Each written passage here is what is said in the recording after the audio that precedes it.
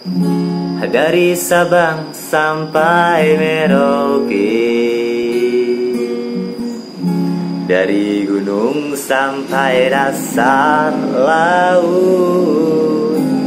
Indonesia tanah airku, Mbok Darmi seleraku, Mbok Darmi seleraku, Mbok Darmi dari dan bagi Indonesia.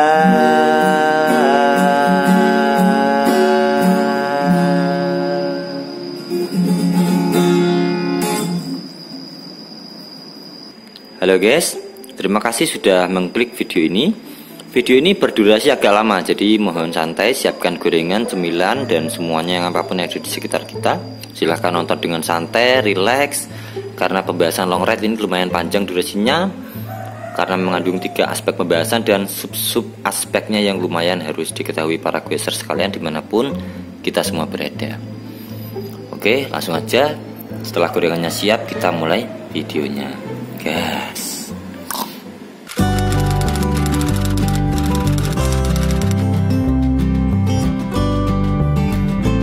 Assalamualaikum warahmatullahi wabarakatuh. Halo seluruh pemirsa dimanapun saya berada, apa kabar? Gorengan purun. Ya guys, jumpa lagi di channelku, channel yang mengulas tentang hal-hal yang mungkin berfaedah bagi kita semua. Perkenalkan yang baru datang ke channel ini dan baru lihat, belum kenal aku, perkenalkan aku, saya Ridho, nggak pakai Roma. Aku ini goeser pemula, kadang baik, kadang jahat, kadang pinter, kadang juga lola, namun tetap semangat. Apa tuh yang perlu dipersiapkan kalau kita long ride? Kalau aku sendiri biasanya ada 3 hal guys. Yang pertama perlengkapan, yang kedua diri kita, dan yang ketiga adalah rencana kita. Pada video-video sebelumnya ada outfit yang aku kirim, itu video udah bahas outfit aku sendiri yang aku gunakan. Yang saya gunakan itu outfit biasa dan standar yang harus dipunyai goeser, walaupun nggak terlalu jauh, walaupun gue deket, tetap pakai itu minimal. Kalau kita long ride, kita itu butuh beberapa perlengkapan. Kalau aku biasanya tak letakin di kantong. Kantong pertama kiri berisi ban dalam. Ban dalam ini satu aja. Ini sangat penting, sangat perlu. Karena kalau kita bocor di jalan, kita tinggal ganti sendiri. Kalau skill untuk ganti ban dalam nggak bisa, nah itu urusan belakangan. Yang penting kita bawa. Nanti kalau nggak bisa minta tolong orang yang lewat. Terus kalau mau long ride di atas 100 kilo, 200 kilo, itu aku bawa krim. Ini terinspirasi dari Aditya yang waktu gobar gaber itu kakiku lumayan ketarik karena start dari Demak ya, ngejar rombongan, terus dikasih ini, enak rasanya, enak banget. Jadi balik itu kayak nggak pegel. Nah mulai saat itu kalau aku mau long ride di atas 100 kilo, aku bawa ini buat jaga-jaga. Jadi ini satu paket di kantong kiri, buat krim, ban dalam. Terus di kantong tengah ada HP, ponsel. Dan yang jelas persiapan ponsel ini datanya harus on dan harus ada paketannya. Jadi kalau kita ada masalah, ini masalah yang fatal dan biasanya paling akhir, paling beratnya kita bisa menghubungi orang rumah atau keluarga kita. Jadi masalah paling beratnya bisa diatasi dengan menghubungi orang terdekat kita. Kemudian yang kantong kanan, kan ada 3 kantong tuh. Kantong kanan berisi kantong ini aku. Jadi kantong kanan berisi kantong ini, dan kantong ini ada 2 kantong lagi. Kalau aku kayak gitu guys. Ya ini bisa menjadi contoh atau enggak ya, terserah para pemirsa sekalian. Yang pertama aku bawa adapter pentil Presta. Ini digunakan karena kompresor anginku, pompa itu butuh adapter ini untuk ke pentil Presta, soalnya lubangnya besar, jadi butuh adapter pentil Presta. Terus ada apa lagi? Di sini ada masker dan uang kecil. Di uang kecil aku letakkan di sini. Terus di kantong yang besar ada masker lagi. Ini yang lebih fleksibel karena bisa ditarik-tarik. Ini dari geber-geber. Terus ada congkel ban buat nyongkel ban kalau bocor. Nah, ini juga ada tambal ban. Ini tambal ban dari Rock Bros. Tambal ban ini kita nggak perlu ngelem karena sudah ada lem. Artinya kita cuma butuh buka ban. Bannya kita halusin pakai ini, terus tinggal ambil satu, dikeletek, lalu tempel langsung aja. Insya Allah aman di jalan. Soalnya kenapa butuh ini kalau long ride? Karena bocor itu nggak cuma sekali. Maka dari itu kita tetap butuh ini. Itu jaga-jaga aja guys. Tambal ban memang penting, butuh. Karena bocor itu nggak cuma sekali. Ingat ya. Terus setelah masker, tambal ban sama congkel ada juga kunci L. Kunci L ini aku bawa untuk apa? Untuk buka seat post. Jadi kalau aku jarak jauh itu aku butuh ini untuk buka seat post. Selain jarak jauh itu kita butuh kesesuaian. Mungkin ada yang tidak pas ya, kita bisa atur ketinggian saddle. Apabila kita mungkin ingin relax atau ingin tegang yang lebih tegang, kita bisa atur ini sedikit. Dan terlebih itu di dalam seat post di dalam seat postku itu ada ruji cadangan. Jadi aku letakkan ruji cadangan di situ. Kalau aku long ride, aku letakkan ruji cadangan di situ. Jadi yang nempel di sepeda ada kompresor angin, pompa ya. Terus ada ruji cadangan di dalam situ. Terus ada juga lonceng long ride. Buat apa? Buat hiburan. Ya ini juga ditiru beberapa orang, misalnya kakak Aditya McCartney. Niru juga ada loncengnya di bawah seat post, bawah saddle itu. Aku suka sekali. Semoga terhibur ya di jalan ya, ada loncengnya. Dan kemudian juga kakak Aditya Sembalap Muda juga niru dengan lonceng besar, kurang ajar itu. Nyanyi suaranya kenceng banget. Mantap. Lanjutkan. Setelah kunci L, pencongkel, masker, alat tambal ban juga ada lagi alat setel ruji.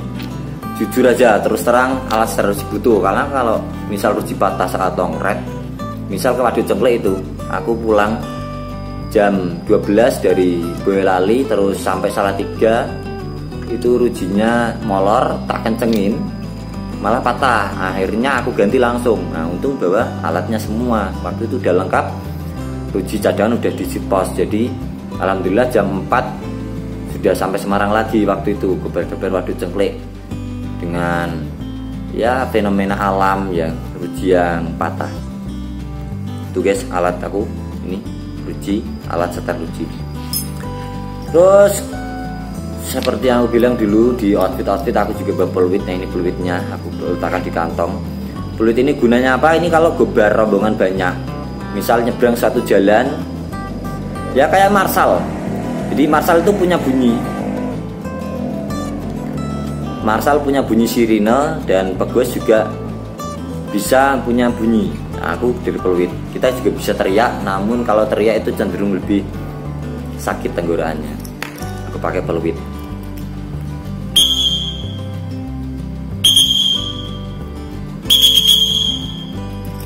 Oke. Dan jangan lupa guys, di kantong juga ada identitas ya. Ini KTP ku. Jadi kalau kita goes kemana-mana bawalah tanda pengenal agar orang lain tahu. Agar orang lain itu kalau misal kita pingsan, ini jaga-jaga hal paling buruk. Kalau kita pingsan itu kita diketahui ini loh identitasnya gitu. Terus jangan lupa bawa uang saku. Kalau deket-deket 50 aja nggak apa-apa. Kalau misal jauh di atas 100-200 ya bawa uang 100 atau 200. Dan kalau mau lebih fleksibel ya bawa ATM, ntar bisa tarik tunai sebanyak apapun kalau bawa ATM. Kalau bawa ATM itu biasanya ya kalau kita touring berhari-hari itu bawa ATM jelas. Jadi kantong berisi itu saja, beberapa hal-hal kecil. Terus yang dari sepeda, outfit dan pelengkapannya seperti itu. Yang di sepedanya yaitu pompa kompresor tadi, angin, sama ruji cadangan, lonceng untuk hiburan. Dan persiapan di sepeda itu sebelum long ride, 1 hari H-1 itu nyemprot rantai pakai WD-40, tak bersihin terus tak lap-lap. Dan yang terakhir dikasih poles finish line. Kalau aku seperti itu, finish line ini beli di Rodaling aja, kalau WD-40 beli di toko bangunan. Jadi aku pertama kan nggak pernah pakai ginian. Ayo, siapa yang nggak pernah pakai ginian? Aku juga nggak pernah pakai ginian guys sebelumnya. Terus kan diberitahu sama bengkel buat kasih pelumas di rantai, dan aku kasih. Memang beneran beda.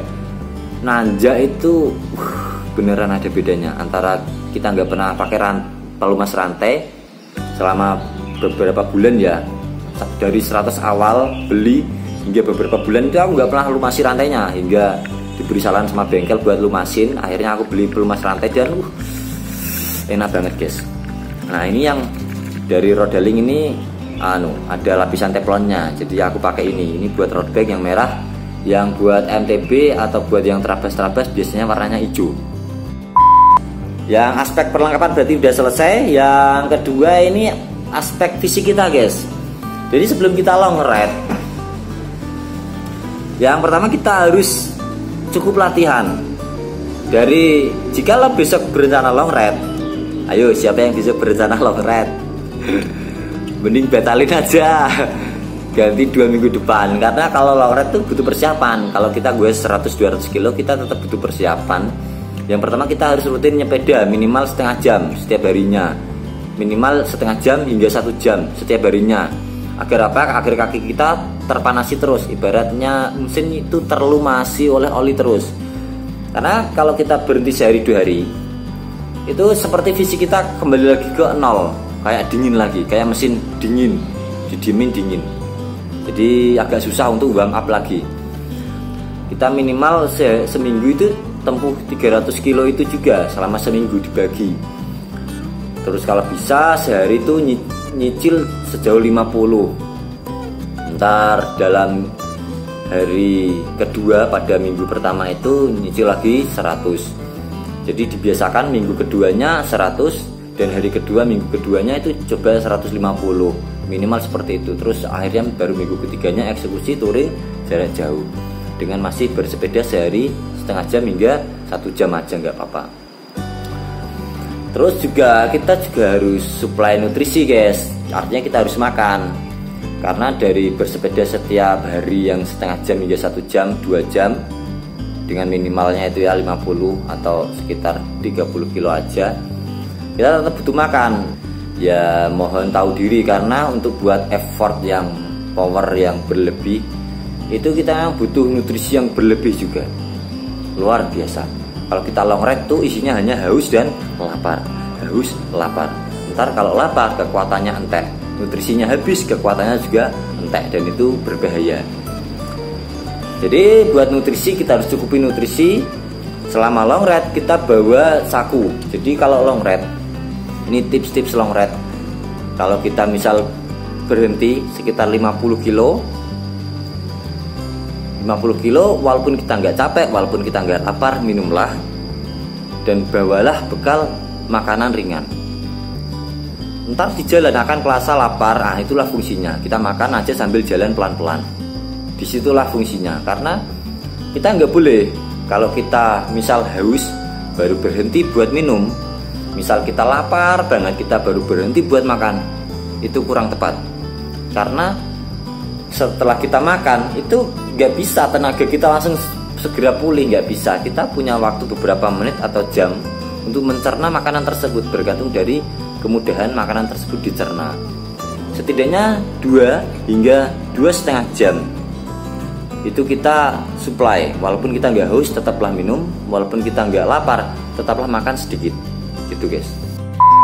Diri kita juga selain persiapan latihan, persiapan nutrisi, jadi juga persiapan mental guys. Jangan takut. sehari itu 300 kilo bisa, walaupun sampai malam nggak apa-apa. Yang penting kita yakin aja, mental kita kuatkan. Jangan sampai mental kita lemah, tahu nanti wah ini baru 100, mentalnya low bro. Jangan takut, kita harus fokus passing tenaga kita. Jadi misal kita tahu, nanti kita bahas. Jadi yang ketiga ini adalah mental kita. Nah, mental kita ini lebih ditentukan dari aspek ketiga tadi. Yang pertama perlengkapan, yang kedua diri kita, dan yang ketiga kan rencana kita. Nah, ini yang menentukan mental kita di situ. Rencana kita harus matangkan. Yang pertama kita harus tahu rute. Misal kita mau ngering Ungaran. Nah, artinya ngering Ungaran jaraknya 80 kiloan. Oke, deket lah, nggak ada 100. Namun elevasinya berapa? Oh, elevasinya cuma 1000. Oke, elevasinya cuma 1000. Kita harus tahu nih di titik-titik mana kita mau nanjak. Jadi kayak gitu, kita harus tahu rute, mempelajari rute. Kalau nggak tahu kita bisa tanya-tanya temen yang udah pernah. Seperti itu caranya. Jadi mental kita terpupuk. Oh, nanti dari Tikum ke titik pertama, oh relatif datar. Oke, effortnya biasa aja. Terus dari titik pertama ke titik pit stop kedua, misalnya checkpoint kedua, itu agak naik. Nah, kita fokuskan. Nah, kalau agak naik, misal kita tidak tahu rute, itu nanti kita bisa terlalu berlebihan. Sedangkan setelah rute itu misalnya ada tanjakan, ada rute nanjak yang lebih ekstrim, akhirnya mental kita nggak kuat karena ini nanti masih nanjak. Dia begitu tahu ini sudah nanjak, begitu tahu ternyata masih nanjak lagi, karena dia nggak tahu rute, nggak survei rencana rute, dan nggak fokus energinya karena tadi berusaha power yang lebih dini, akhirnya dia kewer. Jadi manajemennya yaitu rencana kita harus tahu rute. Kita juga bisa manage power kita, maintaining endurance kita, agar energi kita bisa tersalurkan dengan baik di seluruh rute itu. Jadi kita nggak perlu terprovokasi. Misal, oh itu cepet-cepetan, jangan dulu terprovokasi, santai aja. Bisa aja, karena orang yang cepet di awal itu di tengah malah udah kewer, karena itu dia biasanya nggak tahu rute. Kecuali kalau sembalap, ya sembalap nggak usah diomongin, itu beda lagi. Nah, ini kalau orang misal baru tahu rute tersebut, belum pernah tahu, baru ke situ pertama kali, dan dia nggak fokus energinya, akhirnya dia terprovokasi speed di awal waktu, speed dini, hingga akhirnya di tengah-tengah dan di akhir kewer juga. Yang lebih baik itu kita fokus energi, karena itu ngaruh di mental. Kalau di mental kita udah lemah, waduh, baru setengah aja udah nggak kuat, nyesel akhirnya. Oh, tadi di awal banter-banteran ngapain, aduh, dan akhirnya ya kurang sesuai dengan apa yang kita inginkan. Makanya yang dari pertama yaitu perlengkapan, semua harus terdukung. Yang kedua, diri kita sendiri juga harus terdukung, baik latihan maupun fisik, nutrisi, dan mentalnya. Dan yang ketiga, kita harus tahu rencananya. Setidaknya kalaupun terjadi hal-hal yang tidak diinginkan dari rencana rute dan fokus energi, endurance, dan titik-titik rute yang akan kita ketahui, kita punya rencana.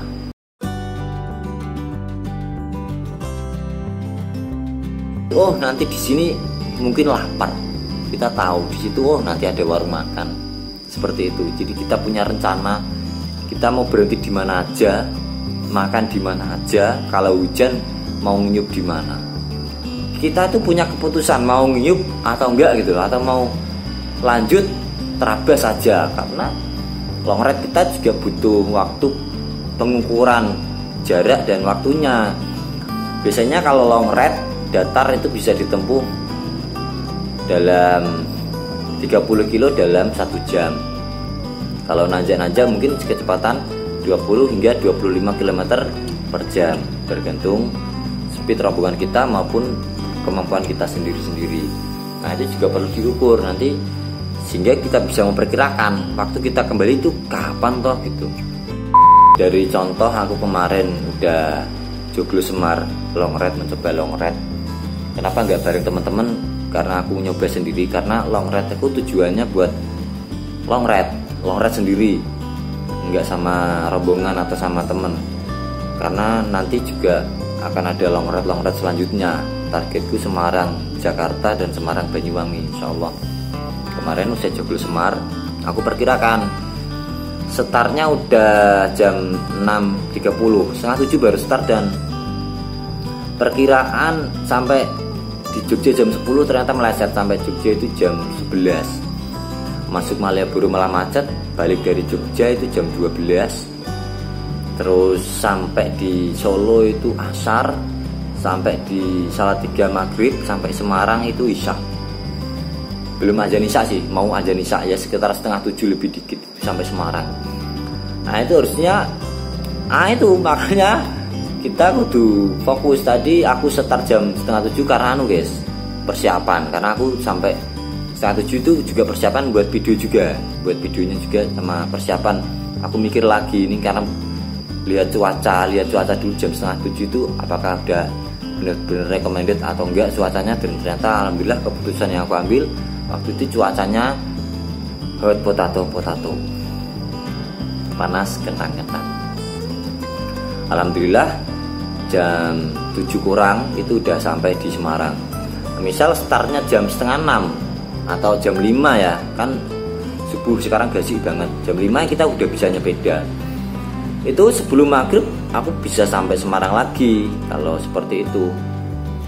Apalagi kalau nggak masuk ke kilometer dan Malioboro yang macet itu, sampai itu pasti, karena macet aja di Malioboro. Dan ya beberapa jalan aku nggak tahu. Kemarin waktu aku joglo Semar itu entah mengapa di jalan ini dipenuhi kemacetan mobil-mobil. Macet lagi-lagi.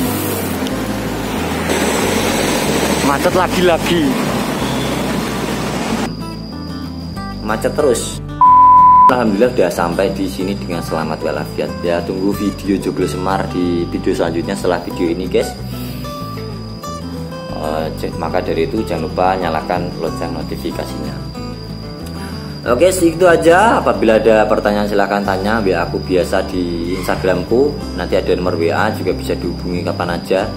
Kalau malam slow respon. Apabila ini bermanfaat silahkan like dan bagikan ke teman-teman yang belum subscribe tadi ya, silahkan subscribe. Terima kasih sudah saksikan semuanya, sudah dukung seluruh subscriber dimanapun kita semua berada, sudah nyimak sampai detik ini. Semoga kalian semua lancar urusannya hari ini, sehat semuanya, tetap semangat dan tetap goes. Wassalamualaikum warahmatullahi wabarakatuh.